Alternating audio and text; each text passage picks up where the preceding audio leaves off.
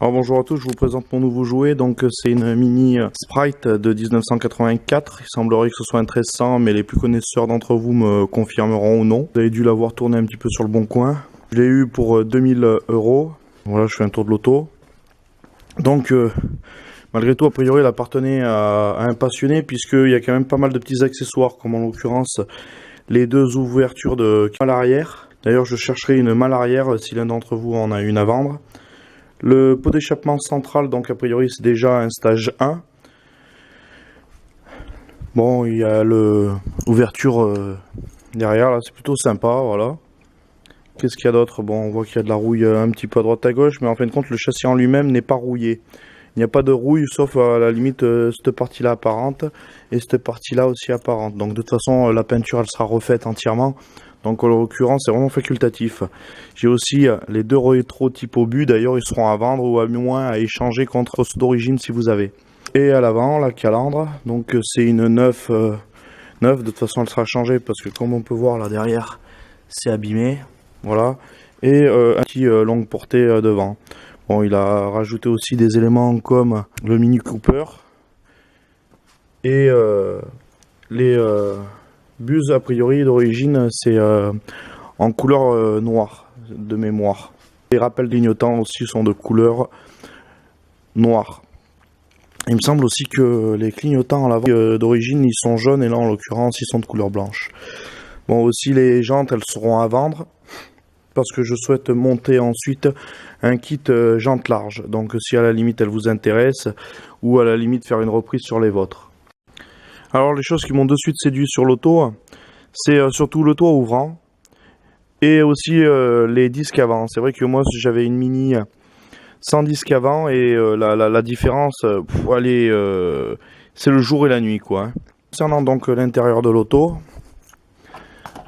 hop, donc elle est relativement saine mine de rien. Bon, il y aura des éléments que je changerai et que je mettrai à mon goût. Bon, le tableau de bord il est pas de belle couleur, mais à la limite c'est qu'un revêtement à mettre.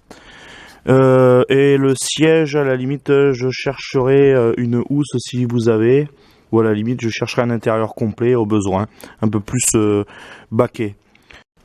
Donc en termes de changement, une chose que je changerai, je pense que j'habillerai ici là. J'ai vu que sur eBay il existait un Belge là qui fabriquait des moyens d'habiller ici. Ça, je trouve ça plus gracieux et en plus de ça, on peut mettre potentiellement des objets puisque ça fait un peu vide-poche, je trouve ça sympa. Évidemment, je vais mettre le voltmètre à la base. La température d'huile, c'est aussi la base.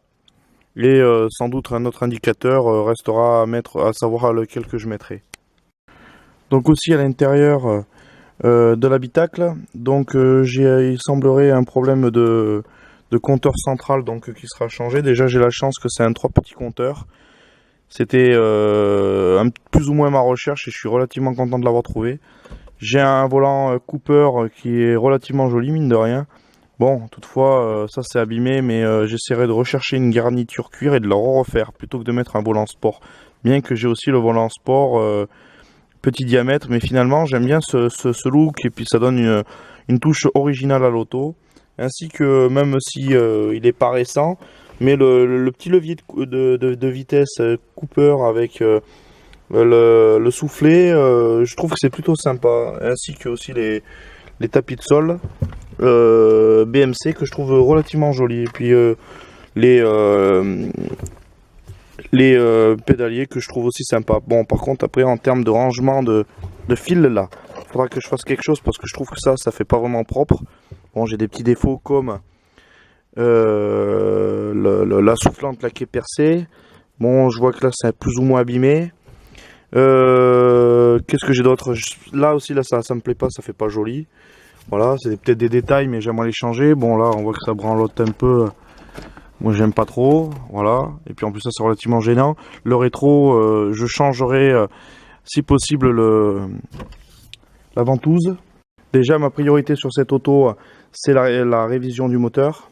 Donc j'aurais voulu voir tout ce qui craignait plus ou moins les bruits d'engrenage, que ce soit réparé, que quand on change les rapports ça secoue moins. Aussi j'ai remarqué que quand je change des rapports, j'y trouve hyper long le passage de vitesse. Est-ce que c'est un problème de tringlerie ou est-ce que c'est commun à toutes les Mini? Honnêtement, j'en ai plus la mémoire. Ensuite, il va falloir que je regarde d'ordre général pourquoi j'ai différents soucis. Donc j'ai des soucis depuis le contrôle technique, donc feu de croisement, réglage trop haut, et faisceau non conforme. Donc est-ce que c'est peut-être dû que là il y a un petit peu d'oxydation et par le fait, contrairement à là-bas qu'il n'y a pas d'oxydation, et par le fait le faisceau lumineux n'est pas de bonne qualité. J'ai les feux de position, anomalie de fonctionnement avant gauche, avant droit. Donc peut-être qu'il y en a un qui s'allume plus fort que l'autre, donc je pense que ça doit être un problème de masse maintenant. Tout le souci va résider de le retrouver. J'ai les feux indicateurs de direction, y compris les répétiteurs, qui ne fonctionnent pas du tout. C'est-à-dire que lorsqu'on met le clignotant au niveau de la commande, je n'ai rien qui s'allume au niveau des clignotants. Donc peut-être que ça vient du Komodo. Là aussi à vous de dire, et puis à savoir si potentiellement vous avez la pièce à pouvoir me fournir, puisque c'est relativement rare. J'ai signal de détresse, j'ai une absence de fonctionnement. Alors ce que je veux dire par là, c'est que j'en ai qu'un seul qui fonctionne, c'est que celui-ci à l'arrière et c'est tout. Qu'est-ce que j'ai d'autre aussi? J'ai les feux stop, anomalie de fonctionnement, donc vu que j'ai pas vérifié, a priori il ne s'allume pas ou il s'allume mal. J'ai une teneur en CO2 et de la lambda un peu trop haut, donc bon, à la limite peut être corrigé lorsque je changerai le carburateur. J'aimerais très honnêtement passer en double carburateur, mais là à vous de me dire si c'est possible de le monter avec la pipe d'origine. Qu'est-ce qu'il y a d'autre aussi?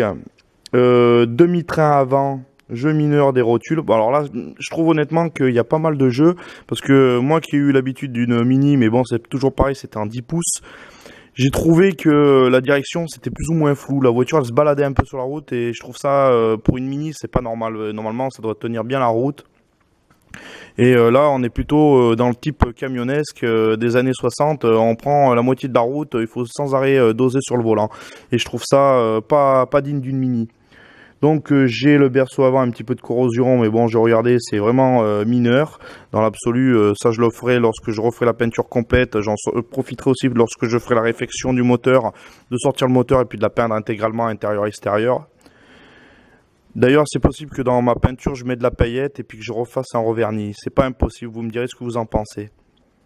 Bon, moteur défaut d'étanchéité et boîte défaut d'étanchéité. Transmission, accouplement, soufflet défectueux. Donc ça sera sans doute aussi à changer. D'ailleurs, berceau, oui, c'était le berceau arrière. Non, mais donc c'est bon. D'ailleurs, je pense aussi que les rotules doivent être fatiguées, mais a priori, elles ne sont pas été non plus signalées. Qu'est-ce que j'ai constaté d'autre aussi qui était plus ou moins étrange dans la voiture? Oui, énormément d'odeur d'essence dans l'auto. Donc là aussi, ça doit être peut-être une durite qui doit commencer à être poreuse. Bon, peut-être que vous avez l'habitude et que vous pouvez me signifier d'où potentiellement ça peut venir. Donc concernant la partie moteur, voilà. Donc a priori, c'est un 1300. On voit que la couleur, elle est un rouge qui commence à passer, donc évidemment le moteur subira une réfection. À savoir que le numéro c'est WFM 1024 et après GN, donc je pense que c'est réellement un 1300. Bon là il y a un cache, sauf que je l'ai enlevé justement pour qu'on puisse voir la baie moteur, et il y a aussi la baie pierre, mais la baie pierre j'arrive pas à le trouver.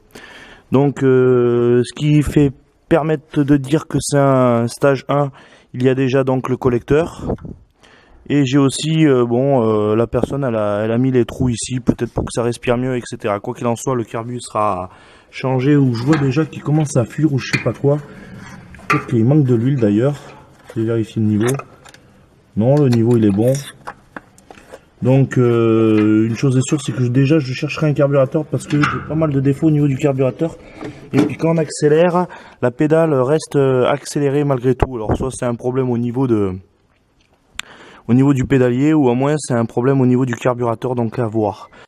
Donc après un essai routier, j'ai constaté hier que au départ elle avait pas mal de vivacité, puis en fin de compte la vivacité elle s'est perdue plus ou moins après un étrange bruit, donc ça fait un petit peu comme un jouet à engrenage qui au bout d'un moment l'engrenage ne fonctionne pas trop, ça fait